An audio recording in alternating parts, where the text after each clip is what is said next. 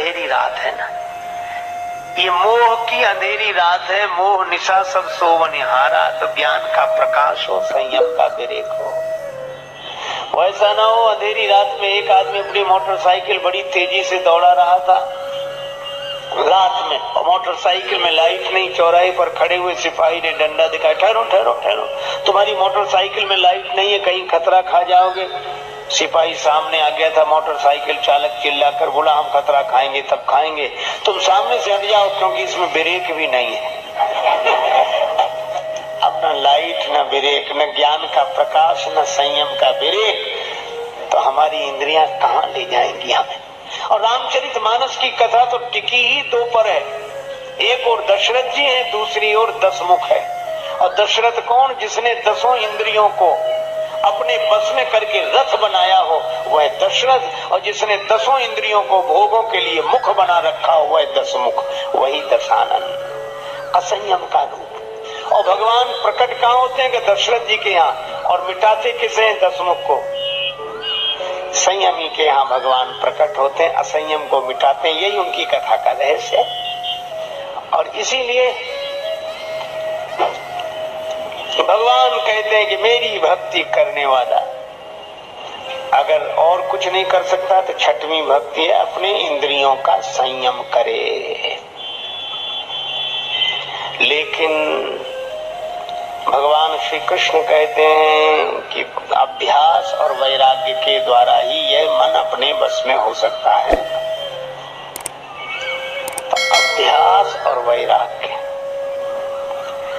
तो इसीलिए आगे एक बात कही कि इंद्रियों के संयम का अभ्यास तब सफल होगा, नहीं तो दम्भ बचाएगा। ऊपर से हम रोके रहेंगे, भीतर वासना बनी रहेगी। तो आगे बड़ा सुंदर शब्द दिया, छठ दमशील, छठवीं भक्ति है इंद्रियों का संयमी होना। पर विरति बहु कर्मा, बहुत तरह के कर्मों से वैराग्य हो। कर्म से वैराग्य की बात कही, क्यों? क्योंकि कामना ही कर्म की जननी है, और जिसका अंतःकरण वैराग्य से भरा हुआ है वह ज्यादा झंझट में पड़ेगा ही नहीं। जिसे कुछ चाहिए ही नहीं, वह काहे को तो आराम से पड़ा। एक अलमस्त महात्मा थे, बालू में पड़े नदी किनारे। एक बादशाह की सवारी निकली, लोगों ने कहा हटो हटो हटो हटो बादशाह। महात्मा बोले कह दो शहंशाह पड़ा है। अरे कहा कि तुम कब शरीर पे कपड़े नहीं और शहंशाह हो? बोले बस हैं हम। तो बोले हट जाओ ना। बोले क्यों हटे? हम तो बादशाह के रास्ते में गए नहीं, वो क्यों आया यहाँ? बात बादशाह तक पहुंची, बादशाह आए, कहा तुम शहंशाह कैसे? महात्मा ने कहा और तुम बादशाह कैसे? बोले हमने कई देश जीत लिए। बोले फिर कहाँ जा रहे? बोले एक देश और जीतना बाकी है। फिर क्या करोगे? और उस देश को भी जीत लेंगे, फिर आराम से सोएंगे। महात्मा बोले तुम तब सोओगे, हम अभी सो रहे हैं। तुम तब सोओगे, हम अभी सो रहे हैं। और एक बात और है, क्या? तुम शायद सो भी न पाओ, तुम शायद न सो सको, क्योंकि इच्छाओं की यात्रा पर गए हुए व्यक्ति लौटकर आ ही जाएंगे, यह जरूरी नहीं है। इच्छा का अंत नहीं होता।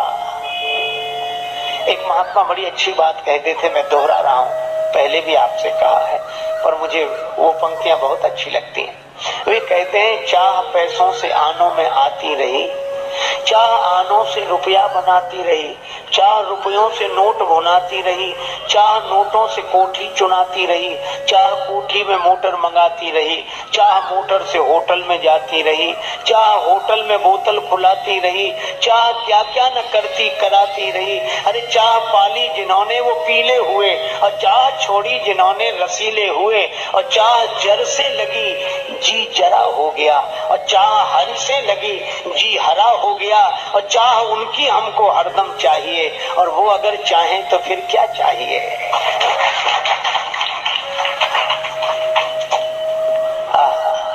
चाह के संदर्भ में मुझे एक और बात याद आई।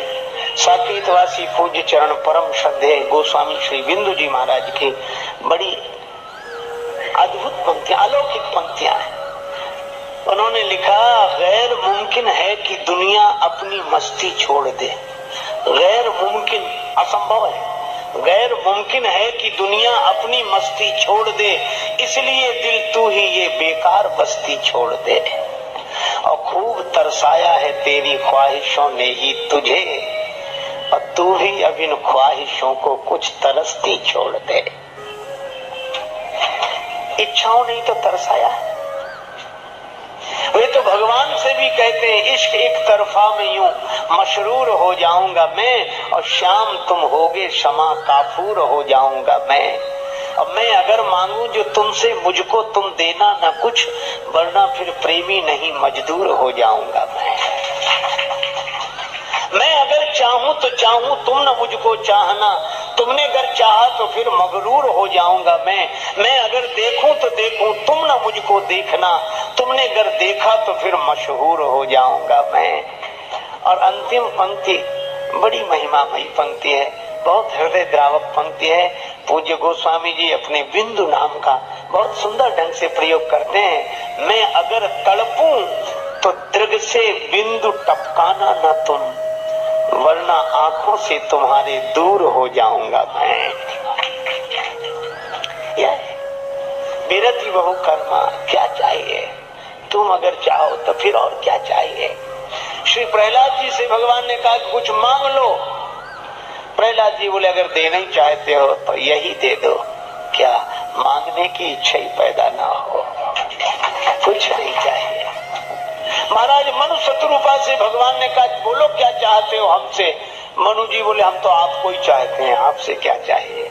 आप मिल गए, सब मिल गया, जहाँ राम तहाँ काम नहीं। बिरति बहु करमा, बहुत तरह की कामनाएं मन में ना हो तो बहुत तरह के कर्म प्रपंच में जीवन नहीं जुड़ेगा। बिरति बहु कर्मा, वैराग्यवान होना चाहिए। तो पहली बात तो कहीं कि वैराग्यवान कब होगा? बोले इंद्रियों का संयम हो और मन में वैराग्य हो। यह छठवीं भक्ति है, छठ दमशील बिरति बहु कर्मा। इंद्रियों पर संयम हो। अब नाथई अनुराग जाग, जड़ त्याग दुरासा जीते, बुझे कि काम अग्नि तुलसी, कहूं विषय भोग बहु गीते।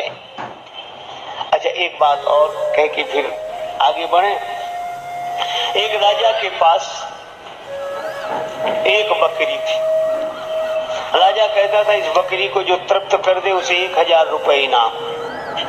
बड़े बड़े लोग आए, दिन भर बकरी को चराते, खूब चराते, शाम को लाते। राजा कहता, मैं परीक्षा करूंगा। हरे पत्तों की एक डाली दिखाता वो राजा बकरी को।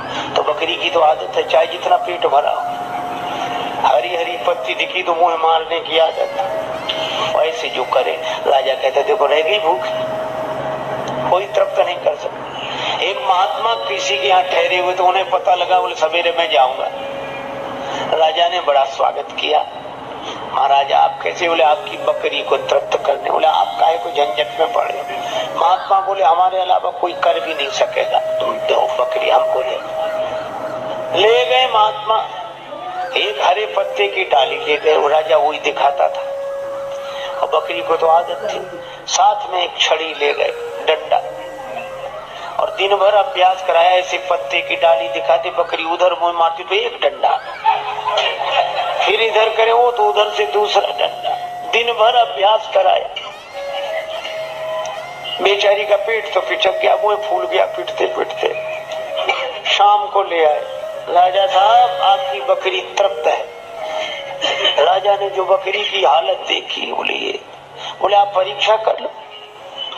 और जैसे ही हरे पत्ते की डाली राजा ने दिखाई, महात्मा सामने खड़े थे डंडा लिए, दिन भर का अभ्यास। अब राजा वो दिखावे तो उधर मुंह कर ले, उधर मुंह कर ले। बोले इनाम मिले। राजा ने कहा कि इनाम तो मिलेगी, पर किया क्या? अरे बोले इसको दिन भर चलाते तो भी तृप्त नहीं होती। इस हरी पत्ती से इसको हटाना था, इसके लिए इसका उपयोग किया। यह कहानी है, कोई घटना घटी हो ऐसी बात नहीं। परमात्मा ही राजा है और उसके पास ये बकरियां हैं, ये 5-5 बकरियां हैं। कान कभी सुनने से तृप्त नहीं होते, आंख कभी देखने से तृप्त नहीं होती, नासिका कभी सुगंध से तृप्त नहीं होती, रसना कभी स्वाद से तृप्त नहीं होती और त्वचा कभी स्पर्श से तृप्त नहीं होती। फिर का राजा रूपी परमात्मा ने ये 5 ज्ञानेंद्रियां जो दी हैं, ये बकरियां हैं जो शब्द रूप रस गंध स्पर्श के विषयों से तृप्त नहीं होती। इनके लिए तो संयम का डंडा चाहिए और जब कोई साधक उचित मात्रा में इनको विषय देते हुए वासना के वश में नहीं होने देता, उस पर परमात्मा प्रसन्न होकर अपनी भक्ति का इनाम देते हैं। यही छठ दमशील धीरति बहु करमा। लेकिन इस भक्ति में भी एक शर्त लगाई, जैसे गुरुपद पंकज सेवा, तो शर्त क्या है? तीसरी भगति पर अमान, चौथी भगति मम गुणगन करई, शर्त क्या है? कपट तजी गान। अच्छा, 5वीं भक्ति में शर्त क्या है? मंत्र जाप मम, लेकिन शर्त है दृढ़ विश्वासा। और 6वीं भक्ति में शर्त क्या है? छठ दमशील विरति बहु कर्मा। यह तो ठीक है, लेकिन निरत निरंतर सज्जन धर्मा। कामनाएं न हो मन में, कर्म प्रपंच में हम रत न हो, वैराग्यवान हो, इंद्रियों के संयमी हो। अब इसका ये अर्थ नहीं कि हमें कुछ चाहिए नहीं, हम कुछ करें क्यों? तो आलसी बनकर पड़े रहें, क्यों? हमारी कोई इच्छा नहीं तो क्यों करना क्या? जब हमें कुछ चाहिए नहीं तो हम क्यों करें? जब हमें कुछ कर पाना ही नहीं है तो क्यों करें? नहीं, भगवान आज्ञा देते हैं कि आप वैराग्यवान हो, अच्छी बात है, आप इंद्रियों के संयमी हो, अच्छी बात है, लेकिन करना कुछ क्या?